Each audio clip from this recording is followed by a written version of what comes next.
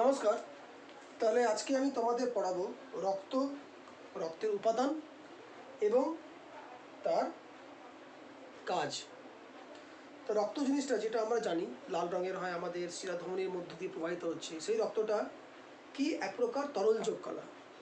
তরল যোগ কলা, যোগ কলা কাকে বলে বা কানেকটিভ টিস্যু কাকে বলা হয়? অর্থাৎ যে প্রকার কলা শরীরের বিভিন্ন অঙ্গ প্রত্যঙ্গের মধ্যে এবং বিভিন্ন কলাকোষের মধ্যে একটা সমন্বয় সাধন করে, একটা সম্পর্ক যোগাযোগ স্থাপন করে, তাকে বলা হচ্ছে যোগ কলা। অর্থাৎ এই যোগ কলা কঠিন, অর্ধকঠিন, তরল তিন প্রকারের হয়। কঠিন যোগ কলা হচ্ছে যেমন আমাদের অস্থি, অর্ধকঠিন যোগ কলা হচ্ছে আমাদের তরুণাস্থি, এবং তার মধ্যে তরল যোগ কলা যেটা হচ্ছে সেটা হচ্ছে রক্ত। অর্থাৎ রক্ত কী করছে? বিভিন্ন কলাকোষের মধ্যে প্রবাহিত হচ্ছে এবং একটা কলাকোষ থেকে অন্য কলাকোষের মধ্যে সমস্ত ট্রান্সপোর্টেশনের কাজ করছে। অর্থাৎ এক জায়গা থেকে সমস্ত প্রয়োজনীয় খাদ্যবস্তু, পুষ্টি রস, এই সমস্ত পদার্থগুলোকে ট্রান্সপোর্ট করে নিয়ে যাচ্ছে অন্য কলাকোষে। ফলে একটা ট্রান্সপোর্টের সিস্টেম করছে, এবং এই ট্রান্সপোর্ট সিস্টেম করছে বলেই তাকে আমরা বলছি একটা সমন্বয় সাধক বা যোগাযোগ স্থাপন করছে। ঠিক আছে? তাহলে এই রক্ত হচ্ছে এক প্রকার তরল যোগ কলা। এবার রক্তের উপাদান বলতে গেলে আমরা দেখব রক্তের দুটি অংশ, একটা হচ্ছে রক্তরস বা প্লাজমা, একটা হচ্ছে রক্তকণিকা। রক্তরস ও প্লাজমা আর রক্তকণিকা জিনিসটা কি? তাহলে যদি আমরা রক্তকে একটা টেস্ট টিউবের মধ্যে নিয়ে, একটা নলের মতো অংশ নিয়ে যদি তাকে আমি সেন্ট্রিফিউজ করি, সেন্ট্রিফিউজ যন্ত্র হচ্ছে এক ধরনের যেখানে কোনো পদার্থকে, কোনো তরল পদার্থকে 1000, 2000, 3000 বা 4000 RPM রাউন্ড পার মিনিট ঘোরানো হয় একটা মেশিনে, প্রচণ্ড স্পিডে ঘোরানো হয়। অর্থাৎ মিনিটে 1000, 2000 বা 4000 বার ঘোরানো হয়। এতে কী হয়? এতে ওই তরল পদার্থের যে কঠিন অংশগুলো সেটা তলায় থিতিয়ে পড়ে, সাবসাইড করে যায়। আর যেটা হচ্ছে তরল অংশটা সেটা উপরে ভাসতে থাকে। ঠিক সেভাবে যদি এই রক্তকে যদি আমরা একটা টেস্ট টিউবে নিয়ে যদি তাকে আমি সেন্ট্রিফিউজ করি, তাহলে এর তলায় থিতিয়ে পড়া যে কঠিন অংশটা হচ্ছে সেটাই হচ্ছে, কঠিন অংশটা হচ্ছে রক্তকণিকা, আর এই তরল অংশটা হচ্ছে রক্ত রস। তো রক্তরস জিনিসটা যাকে আমরা বলছি প্লাজমা, এই রক্তরস হচ্ছে আমাদের রক্তে 55% থাকে এবং 45% থাকে রক্তকণিকা। তাহলে এই রক্তরসের আবার উপাদান যদি দেখতে যাই আমি, তো রক্তরসের মধ্যে 90% উপাদান হচ্ছে জলীয় অংশ এবং 10% উপাদানই হচ্ছে একমাত্র কঠিন অংশ। এই 10% কঠিন অংশের মধ্যে আর কিছু গ্যাসি পদার্থ আছে। তাহলে এই কঠিন অংশের মধ্যে যেগুলো হচ্ছে সেগুলো হচ্ছে কিছু জৈব পদার্থ, অর্গ্যানিক, আর কিছু থাকে অজৈব পদার্থ যাকে বলা হয় ইনঅর্গ্যানিক।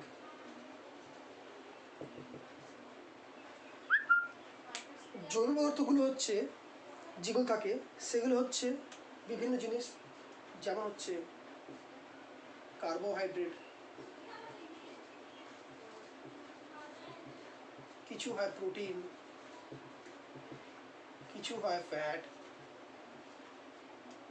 ঠিক আছে? বা কিছু নাইট্রোজেন যুক্ত পদার্থ, নাইট্রোজেন প্রোডাক্ট, এবং কিছু হয় এনজাইম, কিছু হয় এনজাইম বা উৎসেচক। কার্বোহাইড্রেট শর্করার মধ্যে মেনলি থাকে গ্লুকোজ। গ্লুকোজ হচ্ছে রক্তের মধ্যে উপস্থিত জৈব পদার্থ, কার্বোহাইড্রেট। প্রোটিনের মধ্যে থাকে ফাইব্রিনোজেন, প্রোথ্রম্বিন, আমি লিখছি না, ফাইব্রিনোজেন, প্রোথ্রম্বিন, থ্রম্বিন ইত্যাদি। ফ্যাট থাকে আমাদের কি, ফ্যাটি অ্যাসিড থাকে, গ্লিসারল থাকে, কোলেস্টেরল থাকে, এই সমস্ত জিনিসগুলো হচ্ছে ফ্যাটি পদার্থগুলো। কিছু নাইট্রোজেন প্রোডাক্ট যেমন ইউরিয়া থাকে, ইউরিক অ্যাসিড থাকে, অ্যামোনিয়া থাকে, এই সমস্ত পদার্থগুলো হচ্ছে নাইট্রোজেন প্রোডাক্টগুলো। আর কিছু থাকে এনজাইম, উৎসেচক। উৎসেচকগুলোর মধ্যে হচ্ছে আমাদের যেমন উৎসেচক ভিটামিন, উৎসেচক হচ্ছে ভিটামিন থাকছে, আরও ইত্যাদি পদার্থ থাকছে। আর কিছু হচ্ছে আমাদের এখানে কিছু থাকে রঞ্জক পদার্থ।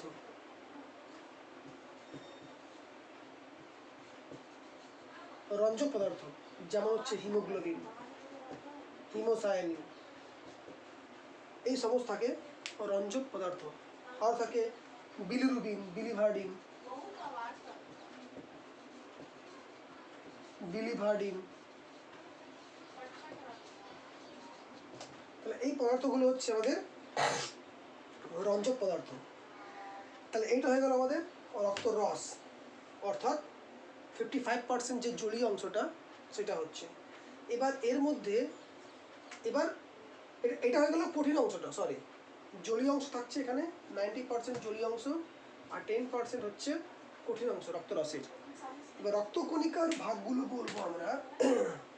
রক্তকণিকাগুলো হচ্ছে, অর্থাৎ যাকে ইংলিশে বলা হচ্ছে ব্লাড কর্পাসেলস।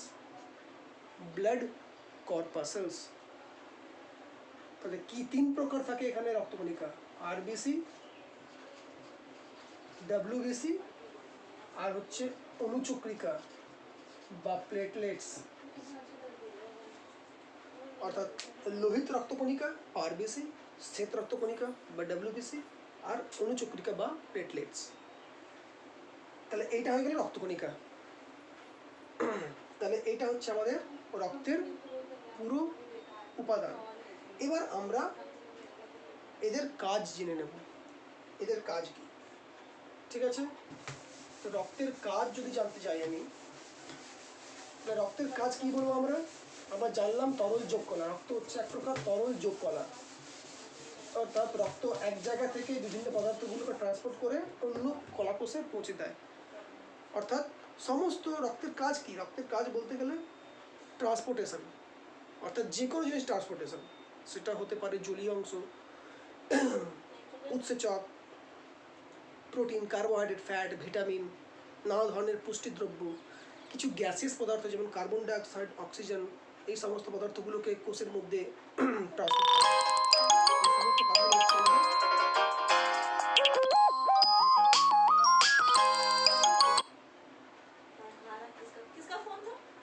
এই সমস্ত পদার্থগুলো হচ্ছে আমাদের রক্তের কাজ। রক্তের কাজগুলো জানতে গেলে আমাকে জানতে হবে রক্তকণিকার বিভিন্ন রক্তকণিকার, বিশেষ করে ব্লাড কর্পাসেসগুলো কাজ কি হচ্ছে রক্তের মধ্যে। প্রথমে জানবো আমরা আরবিসির কাজ। আরবিসি, যাকে বাংলায় বলা হচ্ছে লোহিত রক্তকণিকা, এর অপর নাম হচ্ছে এরিথ্রোসাইট।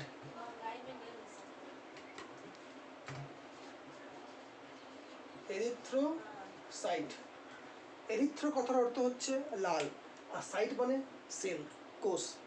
তাহলে আরবিসির কাজ কি?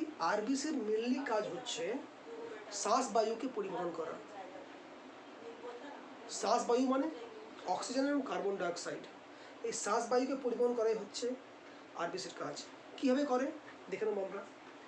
আরবিসির মধ্যে থাকে এক প্রকারের শ্বাস রঞ্জক, ঠিক আছে, রেসপিরেটরি পিগমেন্ট, রেসপিরেটরি পিগমেন্ট বা শ্বাস রঞ্জক। এই পিগমেন্টটার নাম হচ্ছে হিমোগ্লোবিন।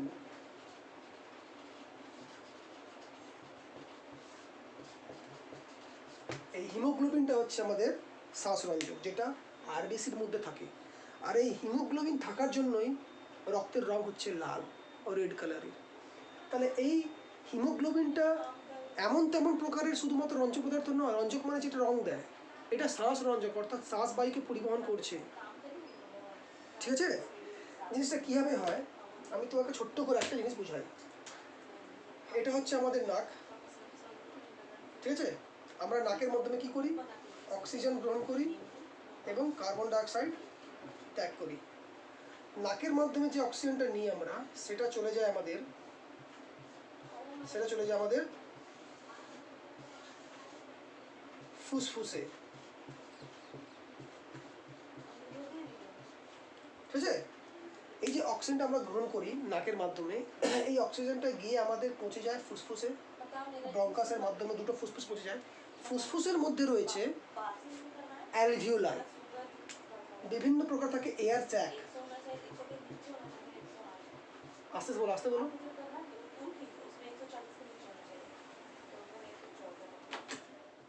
ফুসফুসে থাকে অসংখ্য থাকে এয়ার স্যাক বা বায়ুথলি, যাকে আমরা বলি অ্যালভিওলাই। একে আমরা কি বলি? অ্যালভিওলাই। ঠিক আছে? এই অ্যালভিওলাইগুলো বা বায়ুথলি, বায়ুর মধ্যে থলির মতো অংশ থাকে। এরা কি করে? এই যে অক্সিজেনটা আমরা গ্রহণ করলাম, এবং তার আগে বলি যে ফুসফুসের মধ্যে আমাদের অসংখ্য রক্তজালক, ব্লাড ক্যাপিলারিগুলো রয়েছে, এবং সেই ব্লাড ক্যাপিলারিগুলোর সঙ্গে অ্যালভিওলার একটা কানেকশন রয়েছে। অর্থাৎ বায়ুথলিগুলোর সঙ্গে বিভিন্ন ব্লাড ক্যাপিলারি, অর্থাৎ যেখান থেকে বিভিন্ন শিরাধমনীগুলো সৃষ্টি হয়েছে, ওইগুলো সেখান থেকে উৎপন্ন হয়ে সারা শরীরে ছড়িয়ে পড়েছে। তাহলে কী করে? এই অ্যালভিওলাইগুলোর মধ্যে যখন আমাদের অক্সিজেনটা গ্রহণ করি আমরা নাকের মাধ্যমে, এবং সেটা গিয়ে ফুসফুসে পৌঁছায়, তাহলে এই যে অক্সিজেনটা আমাদের ফুসফুসের রক্তজালকের মধ্যে অবস্থিত রক্তের সঙ্গে মেশে, অর্থাৎ হিমোগ্লোবিনের সঙ্গে, এই হিমোগ্লোবিন এর সঙ্গে অক্সিজেনের বিক্রিয়া হয়। ফলে হিমোগ্লোবিন অক্সিজেনকে টেনে নেয় এবং অক্সিজেনের সঙ্গে বিক্রিয়া করে অক্সি হিমোগ্লোবিন তৈরি করে। ফলে যে রক্তটা হচ্ছে তার সঙ্গে অক্সিজেন যুক্ত হয়ে যায়। অক্সিজেন যুক্ত হয়ে গেলে কি হয়? রক্ত বিশুদ্ধ হয়ে যায়, এবং সেই রক্ত আমাদের শরীরে বিভিন্ন জায়গায় ছড়িয়ে পড়ে।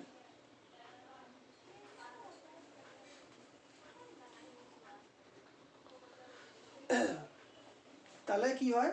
আমাদের রক্ত বিশুদ্ধ হয়ে যায়, রক্তের সঙ্গে অক্সিজেন মিশে যায়।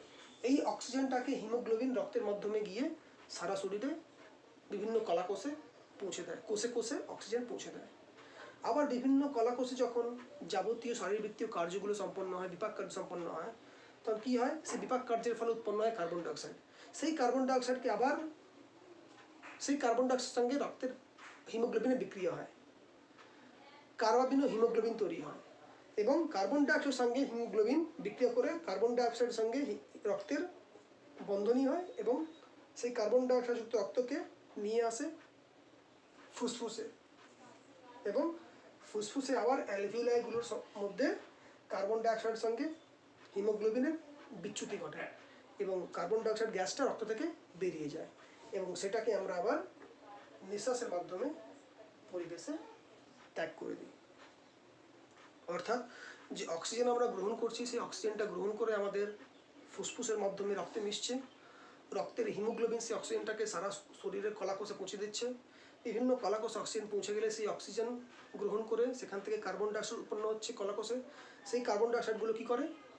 আবার রক্তের হিমোগ্লোবিনের সঙ্গে বিক্রিয়া করে সেটা যুক্ত হয়, এবং হিমোগ্লোবিন সেই কার্বন ডাইঅক্সাইডটাকে আবার রক্তের মাধ্যমে বাহিত করে আবার ফুসফুসে নিয়ে আসে। ফুসফুস থেকে সেটা আমাদের নিঃশ্বাসের মাধ্যমে বাইরে বেরিয়ে যায়।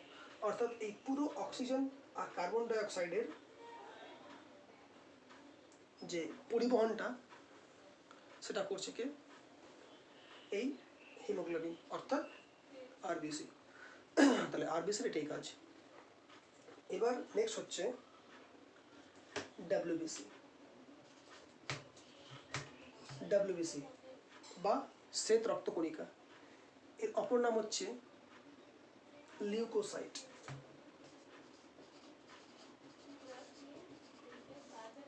ডাব্লিউবিসি বা লিউকোসাইট, এর কি কাজ? তাহলে ডাব্লিউবিসি আমাদের শরীরে দুই ধরনের, 5 প্রকার ডাব্লিউবিসি থাকে। এদের মধ্যে 3 প্রকার ডাব্লিউবিসি হচ্ছে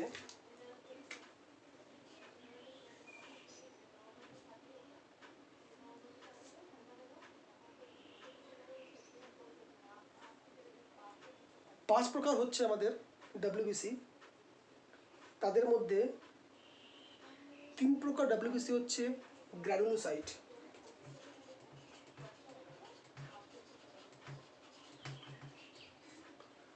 আর বাকি 2 প্রকার হচ্ছে অ্যাগ্রানুলোসাইট। ঠিক আছে? গ্র্যানুলোসাইট মানে দানাযুক্ত, অর্থাৎ কোষের মধ্যে, আর বলছি আমি। আর অ্যাগ্রানুলোসাইট হচ্ছে দানাবিহীন। এদের মধ্যে কি হচ্ছে,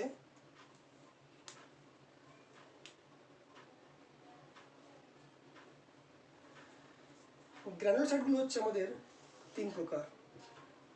একটা হচ্ছে নিউট্রোফিল,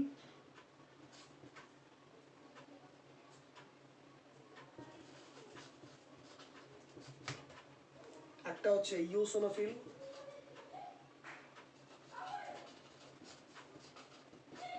একটা হচ্ছে বেসোফিল। ঠিক আছে, এই 3 প্রকার হচ্ছে আমাদের গ্র্যানুলোসাইট। আর বাকি 2 প্রকার হচ্ছে অ্যাগ্রানুলোসাইট, যেগুলো হচ্ছে মোনোসাইট আর লিম্ফোসাইট। তো যত ফিলগুলো সেগুলো হচ্ছে গ্র্যানুলোসাইট, যত সাইটগুলো সেগুলো হচ্ছে অ্যাগ্রানুলোসাইট। তাহলে এগুলোর ছবি আমরা দেখে নেব একবার। নিউট্রোফিলের ছবি হচ্ছে ঠিক এইভাবে, এটা কোষ, কোষের ভিতরে এই নিউট্রোফিলের যে কোষ তার ভিতরে থাকে নিউক্লিয়াস। নিউক্লিয়াসটা হচ্ছে এদের ট্রাইলোব, 3টি লতিযুক্ত, এরকম, অর্থাৎ 3টে লতি আছে এর মধ্যে। এটা হচ্ছে ইওসিনোফিল। আর বাকি জায়গাগুলো কি আছে, এরকম দানাদার গ্র্যানিল দানা রয়েছে সরি কোষগুলোর মধ্যে। ইওসিনোফিলটা হচ্ছে টেলিফোনের রিসিভারের মতো, অর্থাৎ 2টো লোব, বাইলোব, এরকম 2টো লতি আছে এবং দানা দিয়ে ভর্তি।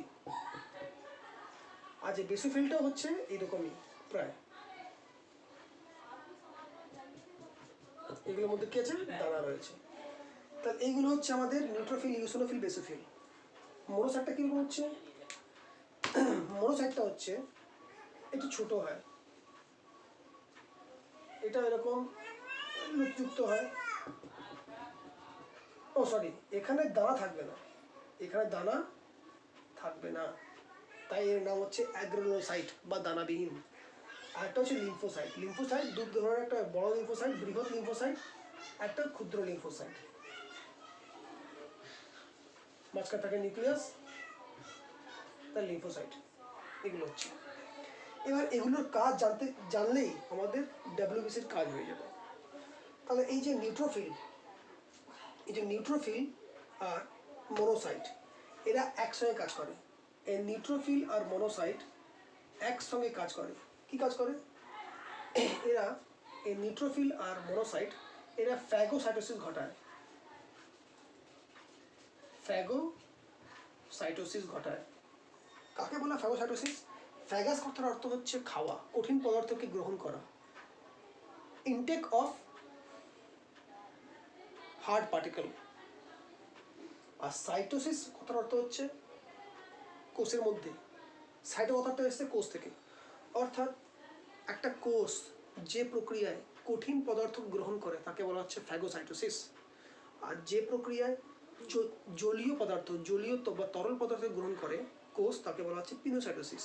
তাহলে এই ফ্যাগোসাইটোসিস অর্থাৎ এনগালফ করে নেওয়া, গিলে ফেলা, শরীরে কোনো বিজাতীয় পদার্থ বা অ্যান্টিজেন প্রবেশ করলে কী করে, এই নিউট্রোফিল আর মোনোসাইট গিয়ে তাকে গিলে ফেলে, তাকে আগ্রাস করে ফেলে, অর্থাৎ ফ্যাগোসাইটোসিস ঘটায় সেই কোষের এবং সেই কোষকে ধ্বংস করে দেয়। তাহলে এই ফ্যাগোসাইটোসিস ঘটাচ্ছে এই নিউট্রোফিল আর মোনোসাইট। ইওসিনোফিলের কাজ কি? এই ইওসিনোফিলের কাজ হচ্ছে, এই ইওসিনোফিল এক প্রকারের অ্যালার্জি প্রতিরোধক, অ্যালার্জিটিক রেজিস্ট্যান্স পাওয়ার তৈরি করে শরীরে, অর্থাৎ অ্যালার্জি থেকে প্রতিরোধ করে। শরীরে বিভিন্ন অ্যালার্জি সৃষ্টি হতে পারে, যে কোনো অ্যালার্জেন থেকে, কোনো জিনিস খাওয়া দাওয়া করে দিলাম, সর্দি কাশি, এই সমস্ত জিনিসগুলো অ্যালার্জি হয়। সেই অ্যালার্জিকে প্রতিরোধ করে কীভাবে? হিস্টামিন ক্ষরণ করে। হিস্টামিন, এই হিস্টামিন সিক্রেশন করে ইওসিনোফিল এবং অ্যালার্জিকে প্রতিরোধ করে। এবার চলে এসো বেসোফিল। এই বেসোফিলের কাজ কি? বেসোফিল একটা ভাইটাল কাজ রয়েছে। এই বেসোফিলটা আমাদের রক্ততঞ্চনে বাধা সৃষ্টি করে।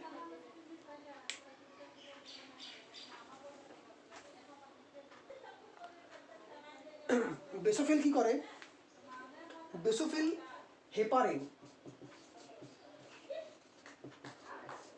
নামক এক প্রকার অ্যান্টিকোয়াগুলেন্ট, অর্থাৎ রক্ততঞ্চন বিরোধী, রক্তকে জমাট বাঁধতে দেয় না এমন একটা পদার্থ হেপারিন ক্ষরণ করা কাজ হচ্ছে বেসোফিলের কাজ। ফলে কি হয়, রক্তবাহের মধ্য দিয়ে অর্থাৎ শিরাধমনির মধ্য দিয়ে রক্ত যখন প্রবাহিত হয় তখন সেখানে এই হেপারিন থাকার জন্য রক্তবাহের মধ্যে কখনো রক্ত জমাট বাঁধে না। নইলে কী হতো, রক্তবাহের মধ্যে রক্ত জমাট বেঁধে যেত, ফলে হতো ব্লাড ক্লট এবং রক্ত চলাচলে বাধা সৃষ্টি হতো এবং সেটা মারাত্মক কেসও হতে পারে পরবর্তীকালে। তাহলে সেই হেপারিন ক্ষরণ করে কাজ করে বেসোফিল। এবার লাস্ট থাকলো এই লিম্ফোসাইট। এই লিম্ফোসাইটটাই হচ্ছে ডাব্লিউবিসির মেন একটা সৈনিক, অর্থাৎ যে শত্রুদের থেকে যুদ্ধ করে, অ্যান্টিবডি সৃষ্টি করে।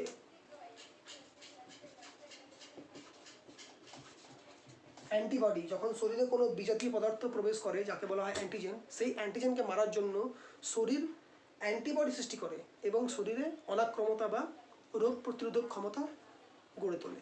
এই অ্যান্টিবডি তৈরি করাই হচ্ছে লিম্ফোসাইটের প্রধান কাজ। এই অ্যান্টিবডি যখনই সৃষ্টি হয় সেই অ্যান্টিবডি গিয়ে অ্যান্টিজেনের সঙ্গে বিক্রিয়া করে এবং অ্যান্টিজেন অ্যান্টিবডি রিঅ্যাকশন হয় এবং তার ফলে কী হয়, অ্যান্টিজেন ধ্বংসপ্রাপ্ত হয়। অর্থাৎ অ্যান্টিবডি বলতে গেলে একটা পুলিশ, অ্যান্টিজেন চোর। এই পুলিশ চোরকে ধরে নিয়ে এসে আমাদের শরীরের ইমিউন সিস্টেম এর কাছে দ্বারস্থ করায়, অর্থাৎ জাজের কাছে, ম্যাজিস্ট্রেটের কাছে পুলিশ চোরকে ধরে নিয়ে এসে হাজির করায়। এই হাজির করানোর কাজ হচ্ছে আমাদের অ্যান্টিবডি। সুতরাং ডাব্লিউবিসির কাজ হচ্ছে আমাদের ডিফেন্সিভ অ্যাকশন করছে আমাদের ডাব্লিউবিসি। লাস্ট হচ্ছে আমাদের অনুচক্রিকা বা প্লেটলেটস।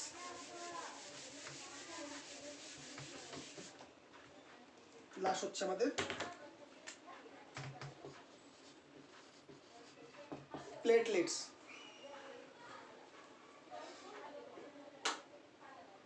বা অনুচক্রিকা। এর কি কাজ? এটাও একটা গুরুত্বপূর্ণ ভূমিকা পালন করে। এ কী করে, যখন আমাদের শরীরে কোনো জায়গায় কেটে যায় সেই কেটে যাওয়া অংশ থেকে রক্ত পড়তে শুরু করে এবং সেই রক্ত পড়তে পড়তে দেখা যায় 1-2 মিনিট পর রক্ত আবার পড়া বন্ধ হয়ে যায়। কেন বন্ধ হয়ে যায়? কি হয়, যেখানে কেটে গেছে অংশটা সেখানে একটা রক্তের ক্লট, রক্তের একটা পুঞ্জ গঠন হয় এবং সেটা রক্তকে আর বাইরে বেরোতে বাধা দেয়, রক্ত তঞ্চন হয়ে যায়, ফলে রক্ত আর বাইরে ক্ষরণ হতে পারে না। তো এই রক্ত ক্ষরণে বাধা দেয়, অর্থাৎ রক্ত তঞ্চনে সাহায্য করে। ঠিক আছে, এই প্লেটলেট। আর যদি প্লেটলেট কোনো কারণে শরীরে কমে যায় তাহলে কিন্তু আমাদের বিভিন্ন ইনফেকশন হতে পারে, বিভিন্ন রোগ হতে পারে, যেমন ডেঙ্গু রোগ। ডেঙ্গু রোগে কী হয়, আমাদের প্লেটলেটস সংখ্যা অনেক কমে যায় স্বাভাবিকের তুলনায়, ফলে কী হয়, শরীরের ভিতরেই কোয়াগুলেশন, রক্ত তঞ্চন হয়ে যায় এবং মানুষের মৃত্যু ঘটতে পারে। তাহলে এই অনুচক্রিকার মেন কাজ হচ্ছে অ্যান্টি কোয়াগুলেশন, অর্থাৎ কোয়াগুলেশন কাজ করে, অর্থাৎ রক্তকে তঞ্চন করতে সাহায্য করে। ঠিক আছে, এবার লাস্ট জিনিসগুলো হচ্ছে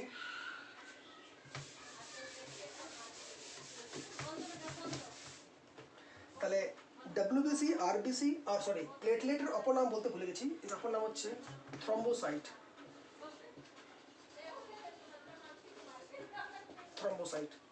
তাহলে যদি রক্তের মধ্যে এই ডাব্লিউবিসি, আরবিসি আর প্লেটলেটের যদি পরিমাণ স্বাভাবিকের তুলনায় কমে যায় বা বেড়ে যায় তাহলে কিন্তু একটা অস্বাভাবিক অবস্থা সৃষ্টি হতে পারে। কি হয় বলে দিচ্ছি। যদি কোনো কারণে আরবিসির পরিমাণ রক্তে স্বাভাবিকের তুলনায় বেড়ে যায়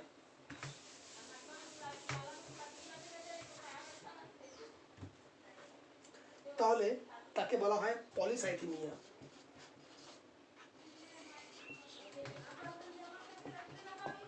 আর যদি আরবিসির পরিমাণ রক্তে স্বাভাবিক তুলনায় কমে যায় তাকে একে বলা হয় অলিগোসাইথেমিয়া। ঠিক আছে, যদি ডাব্লিউবিসির পরিমাণ স্বাভাবিকের তুলনায় বেড়ে যায় তাহলে একে বলা হচ্ছে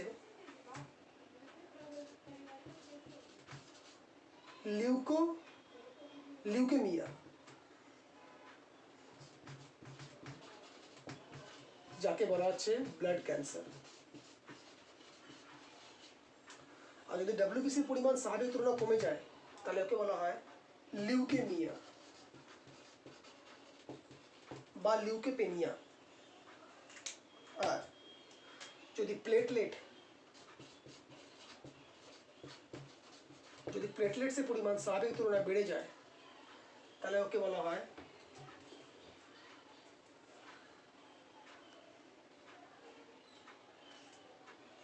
থ্রম্বোসাইটোসিস।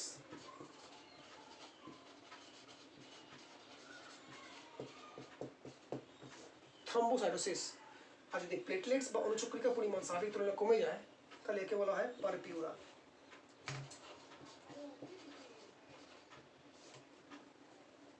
বা থ্রম্বোপেনিয়া যা বলতে পারি। তাহলে এইগুলো হচ্ছে বিভিন্ন প্রকার রোগ যেগুলো আরবিসি, ডাব্লিউবিসি এবং প্লেটলেটস নামক রক্তকণিকা ব্লাড কর্পাসালসের স্বাভাবিক তুলনায় বেড়ে যাওয়া বা কমে যাওয়ার ফলে হতে পারে। ঠিক আছে, তার মধ্যে ডাব্লিউবিসির আরবিসির আয়ু লাইফ স্প্যান হচ্ছে 120 দিন, ডাব্লিউবিসির হচ্ছে 5 থেকে 10 দিন, অনুচক্রিকার হচ্ছে সেরকম একটা। তাহলে এটা হচ্ছে আমাদের পুরো রক্তের উপাদান, রক্তের ডেফিনেশন এবং এর কাজ। রক্তের কাজ বলতে গেলে এই ডাব্লিউবিসি, আরবিসি আর অনুচক্রিকা এই তিনটের কাজ বললেই রক্তের কাজ হয়ে গেল। তাহলে ঠিক আছে, আজকে এইটুকুই। পরবর্তী চ্যাপ্টারে আমি ব্লাড গ্রুপ সম্পর্কে তোমাদের ধারণা দেবো। যদি আমার ভিডিওটি তোমাদের পছন্দ লেগেছে তাহলে প্লিজ এটাকে সাবস্ক্রাইব করবে, লাইক করবে এবং অন্যদের শেয়ার করবে। ঠিক আছে, থ্যাংক ইউ।